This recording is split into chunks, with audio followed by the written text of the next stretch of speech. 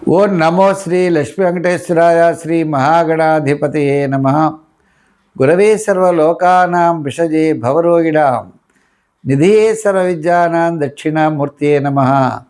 ప్రేక్షకుల నమస్కారాలు తెలియజేస్తూ మనం ఈ వారం రాశి ఫలాలు తెలుసుకుందాం. 12/4 నుంచి 18/4/2026 వరకు ఉన్నటువంటి గ్రహాల యొక్క పరిస్థితులను అనుసరించి మనం రాశి ఫలాలు తెలుసుకుందాం.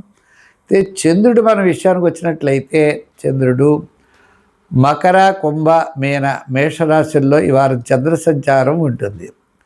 ఇంకా మిగిలినటువంటి గ్రహాలు మనం చూసినట్లయితే పర్వాలేదు. అయితే మిథున రాశిలో గురుడు, సింహరాశిలో కేతువు, మీనరాశిలో మనకి శని, కుంభరాశిలో రాహు. ఈ విధంగా గ్రహాల యొక్క సంచారాన్ని బట్టి మనం చూసినట్లయితే ఈ వారం రాశి ఫలాలు బాగానే ఉంటాయి.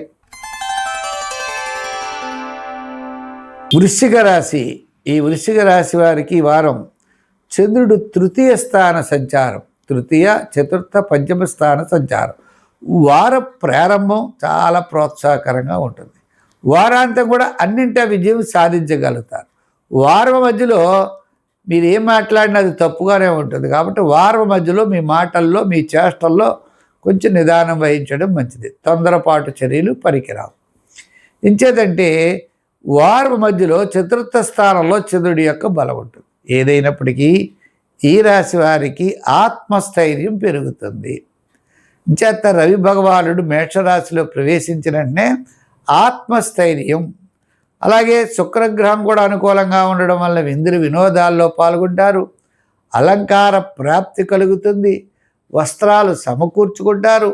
ఇలా అన్నింటా విజయం సాధించే అవకాశాలు ఉన్నాయి. శుభరూపమైన, పుణ్యరూపమైన కార్యక్రమాల్లో పాల్గొంటారు. మానసిక ప్రశాంత వాతావరణం తప్పనిసరిగా 12వ తారీఖు తర్వాత మీకు చాలా బ్రహ్మాండంగా ఏర్పడుతుంది. అంచేతంటే వారం మధ్యలో ఈ యొక్క రవి భగవానుడు మీనం నుండి మేషంలోకి వెళ్ళిన తర్వాత అనుకూలమైన వాతావరణం కనబడుతుంది. మొత్తం మీద ఈ రాశి వారి విద్యార్థులకి మంచి విజయం సాధిస్తారు. రాజకీయ నాయకులు కూడా తప్పనిసరిగా శివారాధన ఎక్కువ చేస్తూ ఉండండి. వృత్తులు వారు కూడా వృత్తిపరమైన డెవలప్మెంట్స్ కోసం కంటే ఆర్థిక ప్రోత్సాహం కోసం ప్రయత్నం చేయండి. వృత్తిలో కూడా తప్పనిసరిగా మీరు డెవలప్మెంట్ అవుతారు. కొంచెం 1 నెల 2 నెలల తేడాలో.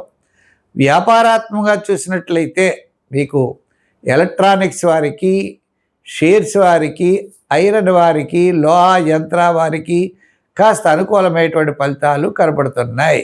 సంఖ్యల్లో 9, రంగుల్లో ఎరుపు వాడండి.